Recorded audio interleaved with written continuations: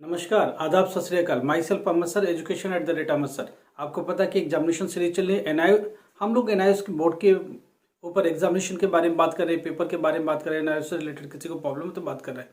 ठीक है, आज हम लोग बात करने वाले हैं, होम साइंस सीरीज चल रही है तो होम साइंस की दूसरी होगी। पहली बात, होम साइंस वाले स्टूडेंट समझने की कोशिश करो। एक देखो पेपर कैसा आता है, पेपर का हमने मॉडल दिखा दिया, कितने कितने मार्क्स के क्या रहे। उसमें कहानी क्या है, एक उसमें ऑप्शनल है, हाउस कीपिंग का दे दिया, ह्यूमन रिसोर्स का दे दिया, ऐसे करके करके ऑप्शनल है। एक और दे दिया जरदोजी वाला, जो भी काम है वो सारा दे दिया। इस तरह का अलग अलग सेक्शन दिया हुआ है, वीविंग से रिलेटेड है वो। तो 3 ऑप्शनल है, तो इस ऑप्शनल में हाउस कीपिंग के ऑप्शन को ले लेना, वो थोड़ा इजी है और इजीली हो भी जाएगा। हाउस कीपिंग वाले ऑप्शन को ले रहे हैं, यहाँ से 6 नंबर का क्वेश्चन आता है। एक हमने ले लिया एडोलसेंस का 6 नंबर का। 6 नंबर का इस चैप्टर को पूरा रिव्यू करने वाले और इस पर बात करने वाले। ठीक है, अभी 1-2 वीडियो और भी आएगा, 100% कम से कम एक वीडियो और आएगा, वो किसी बड़े चैप्टर को पकड़ के करेंगे। राइट, हम आपको समझा के क्लियर करना चाहते हैं ताकि आप कैसे भी क्वेश्चन आए तो उसको हैंडल कर पाओ। ठीक है, चलो होम साइंस के लिए हम लोग बात करें। आज हम लोग ऑप्शनल बात करें। ऑप्शनल मॉड्यूल लेना हाउस कीपिंग। ठीक है, हाउस कीपिंग होम साइंस के अंदर एक ऑप्शनल मॉड्यूल है, एक ऑप्शनल मॉड्यूल अडॉप्ट करना है, उसमें से एक ले लीजिए। राइट, होम कीपिंग में, हाउस कीपिंग में क्या कहानी। हाउस कीपिंग जो है उसमें से 2 चैप्टर्स हैं, 28, 29। हम लोग 28 पर बात कर रहे हैं। गृह व्यवस्था एक परिचय। जरा देखना, गृह व्यवस्था का मतलब घर की व्यवस्था कैसे करते हैं, how to manage the house, कैसे मैनेज करते हैं उसके बारे में इंट्रोडक्शन चल रही है।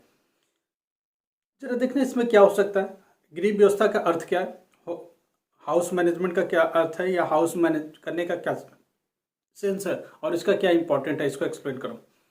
किसी भवन में उस क्षेत्र की पहचान करने में जहाँ गृह व्यवस्था की आवश्यकता हो।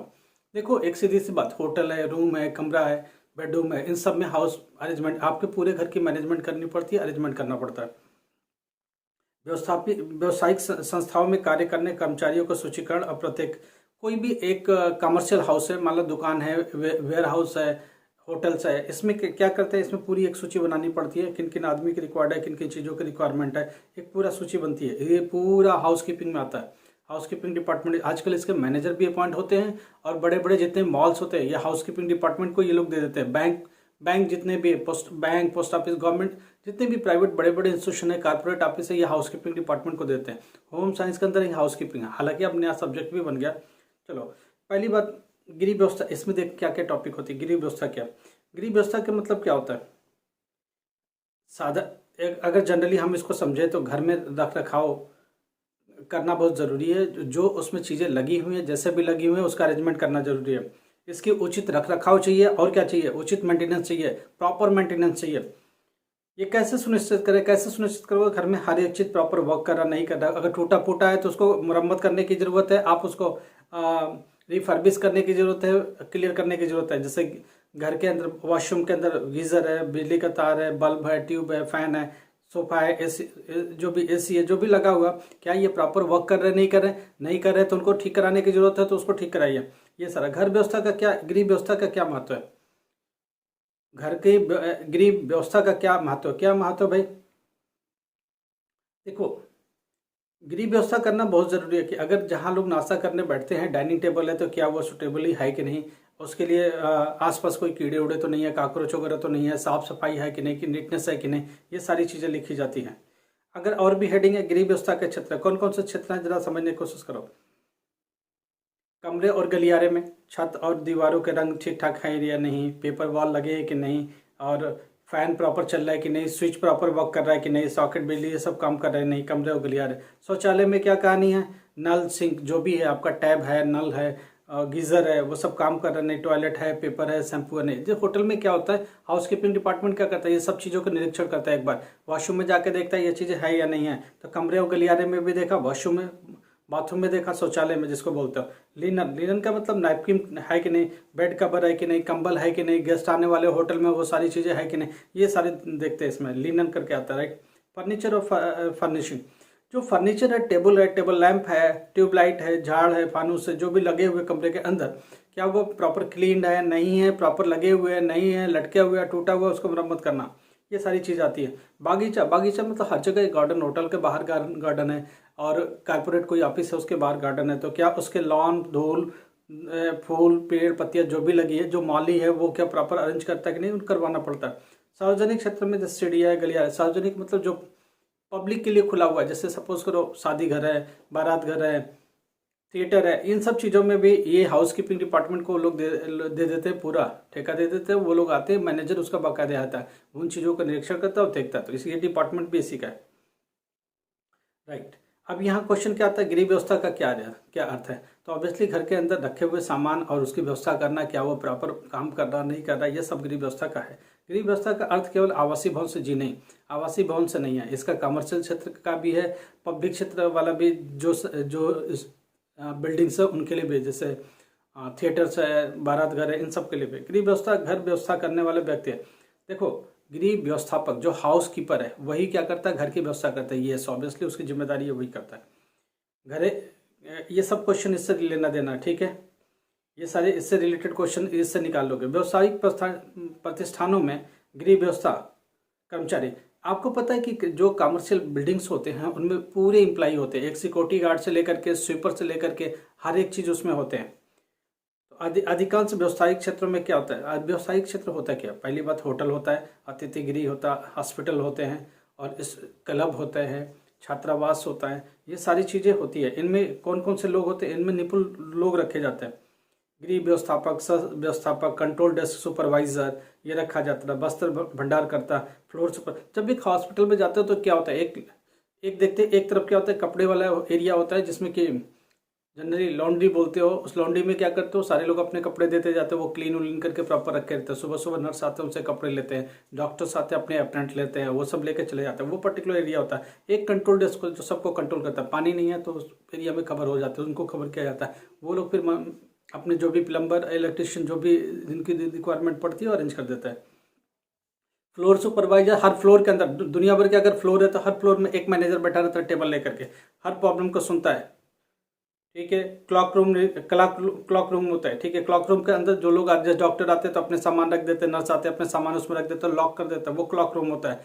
तो वहाँ भी एक आदमी बैठा रहता है, लॉक करके उनको एक दे देता है, टोकन दे देता है, ताकि वो भी मैनेज होता रहता है। प्रशिक्षित कारीगर, ऑब्वियसली इलेक्ट्रीशियन चाहिए आपको, कारपेंटर चाहिए, वेटर चाहिए, ये सब चीज़ें चाहिए। तो ये सब क्या होता है, प्रशिक्षित होते हैं, पूरी ट्रेंड होते हैं। जो भी लोग चाहिए वो ट्रेंड लोग चाहिए इस फील्ड के लिए, ठीक है। और भी क्या है, देखो ये एक पूरा चैप्टर है, इसमें आने वाले ये सारे क्वेश्चंस हैं, तो प्लीज़ इनको ध्यान दे लेना, इन चैप्टरों को। और भी वीडियो, 2 और वीडियो अभी फटाफट आएंगे। तो ये गृह व्यवस्था एक परिचय, एक और चैप्टर इसका आएगा, उसका भी हम लोग आपको बात कर रहे हैं, ठीक है। हम लोग बात कर रहे हैं होम साइंस पर, ध्यान रखना 12th क्लास की होम साइंस चल रही है। उसमें अभी हम लोग जो बात कर रहे हैं हाउस कीपिंग, ये ऑप्शनल है और इससे 6 नंबर का क्वेश्चन आता है। ऑप्शनल का मतलब 2-3 ऑप्शन है, उनमें से एक ऑप्शन हाउस कीपिंग सबसे ईजी, इनको आराम से ले लेना। एक और चैप्टर सफाई और सफाई सामग्री, ठीक है। ये चैप्टर नंबर 29 है, 28, 29, ये 2 चैप्टर इसमें हाउस कीपिंग में आते हैं, राइट। सफाई का अर्थ और महत्व क्या है, सफाई के अंदर क्या है, फर्श झाड़ना, फर्नीचर को पोंछना, क्लीन करना। उसके बाद इंसेक्टिसाइड जितने भी होते हैं, पेस्टिसाइड्स होते हैं, वो सब यूज करते हो, जिसमें आप फिनाइल और ये सब चीज़ें यूज करते हो, राइट। साफ करते हो, कीड़े मकोड़े मच्छर जितने भी होते हैं सबको क्लीन करते हो, क्लियर करना। धूल व गंदगी से आप क्या समझते हो, ये क्वेश्चन है, ध्यान रखना। धूल और गंदगी क्या, तो मोटे तौर पर ढीले जो हवा के कण आते हैं उनके साथ डस्ट भी बहुत सारे चीज़ आते हैं, तो इन्हें क्या कहते हैं, जनरली धूल कहते हैं। ये जमीन के ऊपर बैठ जाते हैं, फर्श के ऊपर बैठ जाते हैं। गंदगी किसको कहते हैं, देखो जो गंदगी होती है नॉर्मली वो किससे होती है, गंदगी किससे होती है, लोगों के आने जाने, पैरों के निशान और वो सब चीज़ें जो लेके बाहर से आती है, वो सब गंदगी। तो इनको किससे धुलते हैं, कोई डिटर्जेंट से धुलता है, राइट, या कोई लिक्विड सोप जो होते हैं उनके साथ सफाई की जाती है।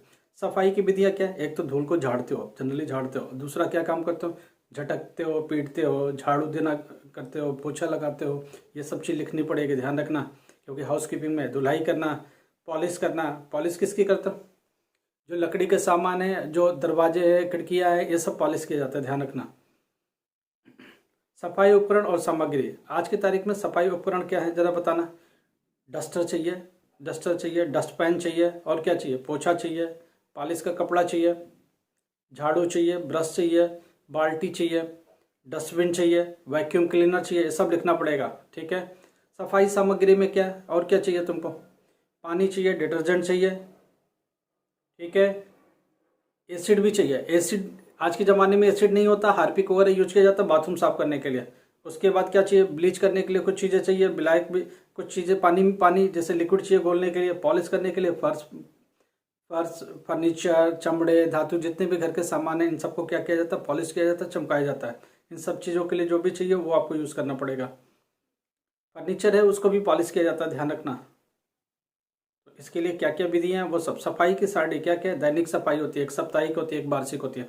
दैनिक सफाई में तो डेली डेली झाड़ू पोछा वाले लोग आते हैं, वो सब करते रहते हैं। साप्ताहिक में कोई ऑफिस है, कोई कोई जैसे पब्लिक स्थान है वो रोज नहीं खुलता है, तो आप क्या करते हो, उसको वीकली जाके साफ करते हो। कई जैसे होता है एनुअली साफ होता है, एनुअल में कभी साल भर में कोई प्रोग्राम होता है तो एक बार लोग जाते हैं पूरा उसका डिपार्टमेंट साफ करके क्लीन कर देता है, क्योंकि गेस्ट आने वाले होते हैं या कोई प्रोग्राम ऑर्गेनाइज किया जाता है। दैनिक सफाई की क्या होते हैं, आप कमरे में प्रवेश करें तो खुली हवा को अंदर आने देते हैं, ठीक है, विंडोज खोल देते हो, सब कुछ कर देते हो, क्लियर करते हो, चाय के प्याले रख रखा उनको करते हो, फर्श पर क्या करते हैं, झाड़ू लगाते हैं, ये सब चीज़ें करते हैं, इनको ध्यान से पढ़ लेना। साप्ताहिक सफाई में क्या होता है, उस दिन भी वही काम करते हैं, फर्क इतना है कि वीक में एक दिन होता है, ठीक है। तो ये सारी चीज़ें आप पढ़ लोगे तो ये हाउसकीपिंग में आता है, ध्यान रखना। हाउसकीपिंग में पहली बात सारे एम्प्लॉय का नाम याद कर लो कि डेस्क टेबल कंट्रोल कौन करता है और सुपरवाइजर क्या करता है, ये सब क्या करते हैं, इससे रिलेटेड बहुत सारे क्वेश्चंस है। और ये चैप्टर 6 नंबर का है। कल हम लोग बात करके एडोलसेंस में, एडोलसेंस में एक चीज़ समझाने की कोशिश कर रहे थे, उनमें बोला था ये 11 से लेकर के 18 साल, 11 से लेकर 18 साल की उम्र होती है एडोलसेंस। उसमें क्या होता है, आखिर में उस एज में लड़कियों में चिड़चिड़ापन या पेरेंट्स से दूर क्यों हो जाता है। पेरेंट्स समझते हैं कि अभी वो छोटा बच्चा है, उसको ट्रीट करते हैं, ये क्वेश्चन है, ध्यान रखना। बच्चों जैसा ही ट्रीट करते हैं, चाइल्डहुड जैसा ही ट्रीट करते हैं, वो चाइल्डहुड में नहीं आए, एक ऐसे स्टेज में आ गए, ना वो एडल्ट हुए हैं ना वो चाइल्ड है, एक बीच के हो गए, उस वक्त उनके पास सेकेंडरी हार्मोन्स आता है, तो वो अपने आप को सेल्फ डिपेंडेंट समझने लगते हैं, अपने आप को सेल्फ डिपेंडेंट अपने आप को समझने लगता है, और वो सोचते हैं कि हम अपने पैरों पर रिलाई करें, अपने पैरों पर खड़े हो जाए, हम डिपेंडेंट नहीं है पेरेंट के ऊपर, तो वो एक अलग तरीके से बिहेव करते हैं। पेरेंट सोचता है कि नहीं, उस वक्त आपको बहुत सावधानी रखनी है, बच्चों से एज ए फ्रेंड की तरफ बातचीत करनी है और उनको ट्रीट करना उसको, ताकि वो उस तरह से ढल जाए, आपसे सारी बातें शेयर करें। इस वक्त ये बच्चे आपके साथ बहुत कुछ शेयर नहीं करते, अपने फ्रेंड सर्कल में शेयर करते हैं, क्योंकि उनकी बॉडी में बहुत सारा चेंजेस होता है और वो सब आपस में बात करते हैं कपड़ों को लेकर के। एक इंथुजियास्ट जो होता है एक सर्टेन एज के ऊपर, गर्ल्स गर्ल्स के साथ बात करते हैं, गर्ल्स बॉयज़ के साथ भी बात करते हैं, बॉयज़ बॉयज़ में बात करते हैं, ये पूरा एक पेयर कम्बिनेशन चलता है, ये आपस में बात करते रहता है। इनका सर्टेन एज लेवल का ग्रुप भी इनको सेटिस्फाई कर सकता है। आप ये छोटे बच्चों से बात नहीं करते हैं, वो कहते हैं छोटा है। बड़े लोग पेरेंट्स के आसपास नहीं जाते क्योंकि वो सोचते हैं कि ओल्ड एज्ड है, ये हमारे ज़माने के नहीं। तो इनको एक बैलेंस लेकर के चलना पड़ता है और आपको इनके साथ बात करनी पड़ती है। यहाँ एक क्वेश्चन पूछा जाता है, इस एडोलसेंस में क्या चेंजेस होते हैं, तो इस किशोर अवस्था में क्या चेंजेस, सेकेंडरी हार्मोन्स आने चालू होते हैं, मैच्योरेशन की तरफ वो बढ़ते हैं, वॉइस इनकी थोड़ी सी हाइबीनेस आ जाती हैं। और इसमें क्या होता है, फीमेल में क्या चेंजेस होते हैं सेकेंडरी हार्मोन से, ये ध्यान रखना। बायोलॉजी और होम साइंस दोनों मिक्स होकर चलते हैं यहाँ पर, क्योंकि यहाँ पर मेडिकल साइंसेस भी थोड़ी सी इन्वॉल्व हो रही है, बायोलॉजी भी इन्वॉल्व हो रही है। तो फीमेल्स में क्या चेंजेस होते हैं, उनके ब्रेस्ट में चेंजेस शुरू हो जाते हैं, क्योंकि सेकेंडरी हार्मोन। मेल्स में उस टाइम में क्या होता है, मेल्स में मुस्टैक आने चालू हो जाते हैं, थोड़ी मसल बिल्ड होने चालू हो जाते हैं, ठीक है। मेंस्ट्रुएशन साइकिल के ऊपर भी इस क्वेश्चन में, इस चैप्टर में बात होती है, ध्यान रखना। फीमेल के मेंस्ट्रुअल साइकिल आता ही क्यों है, वो आता है इसलिए कि एक को मैच्योर करना है और पर्टिकुलर प्लेसेंटा के ऊपर एक लेयर बनानी है, ताकि अगर स्पर्म आता है तो उसके लिए प्रॉपर जाइगोट की एग आएगा, स्पर्म आएगा, दोनों मिलकर जाइगोट बना करके वहाँ स्टेब्लिश हो जाता है। अगर वो स्पर्म नहीं आता है तो थोड़ी देर के बाद जो एक लेयर प्लेसेंटा के ऊपर बनी हुई है वो कट जाती है, उसको हटा दिया जाता है हार्मोन के द्वारा, और वो सारा मटेरियल बाहर हो जाता है। तो ये बाहर निकलने की प्रोसेस को मेंस्ट्रुअल कहते हैं। ये एक बायोलॉजिकल प्रोसेस है, ये साइकिल है, एक बायोलॉजिकल साइकिल है, महीने में एक बार आना ही आना इसको, ठीक है। और स्पर्म का वेट करता है, स्पर्म आया तो जाइगोट बनाएगा, नहीं आया तो पूरी लेयर एक जो प्लेसेंटा के ऊपर बनी है वो हटा दिया जाता है, वो सारा को बाहर कर दिया जाता है। तो इस प्रोसेस को मेंस्ट्रुएशन कहते हैं, ठीक है, मेंस्ट्रुएशन, फीमेल का ध्यान रखना। और इसको हिंदी में जो भी बोलते हैं वो आप देख लेना, मेंस्ट्रुएशन। अब ये कब तक होता है, एक सर्टेन 13-14 ईयर के एज से चालू होता है और मीनोपाज तक फीमेल का चलता है, जो कि 45 ईयर के आसपास तक चलता है। मीनोपाज एक बार ऐसी सिचुएशन आती है, उसके बाद उनका मेंस्ट्रुएशन नहीं होता, और जो भी एक पहले से हैं वो मैच्योर होते नहीं ना, एक मैच्योर नहीं होते तो जाइगोट बनेगा नहीं, स्पर्म आए ना आए कोई फर्क नहीं पड़ता, वो आगे चल करके प्रेगनेंसी का केस बनता नहीं ना, ठीक है। तो ये चीज़ ध्यान रखना है।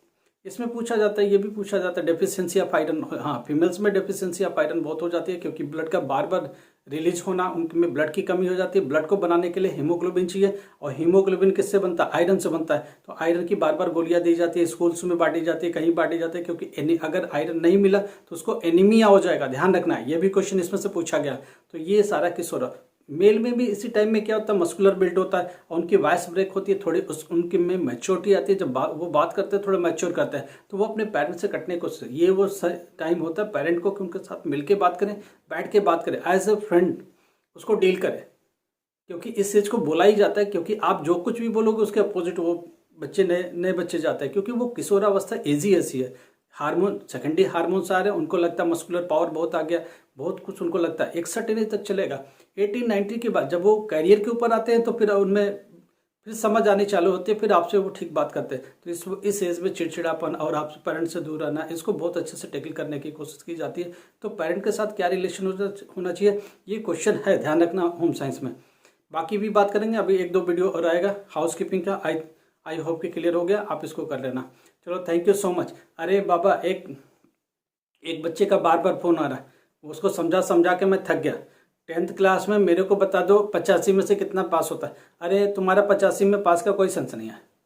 प्रैक्टिकल दिया है तो प्रैक्टिकल में जितने नंबर पाया वो ले लो, थियरी में जितना पाया वो ले लो, दोनों मिला के 33 होता है। अगर टीएम में नहीं है तो, टीएम में है तो थियरी प्रैक्टिकल, और टीएम में तीनों मिला के 33 होता है। तुम्हारा थियरी में पास से कोई लेना देना नहीं है 10th क्लास का। 85 का पेपर हुआ, 85 का पेपर हुआ, इससे कोई लेना देना, इसका पासिंग नहीं होता है। 10th क्लास में तीनों मिला के होता है। अगर टीएम में नहीं है तो प्रैक्टिकल प्लस थियरी, ये दोनों मिला के 33 होगा, आपको पास मिल जाएगा। चलो, थैंक यू सो मच। अभी और भी वीडियो आएगा कंटिन्यू, आज बहुत सारे वीडियो आने वाले हैं। और सारे वीडियो को देखो, इसमें आपके क्वेश्चन के जवाब भी होते हैं। अगर आपका सिलेबस नहीं है तो भी कोई प्रॉब्लम नहीं, आप इनको ध्यान से सुनो। बहुत सारे एग्जामिनेशन टिप, एक आ जाएगा कि एग्जामिनेशन से आज का क्या हलचल चली है बोर्ड के अंदर, इसके लिए भी एक वीडियो आ जाएगा। Thank you so much.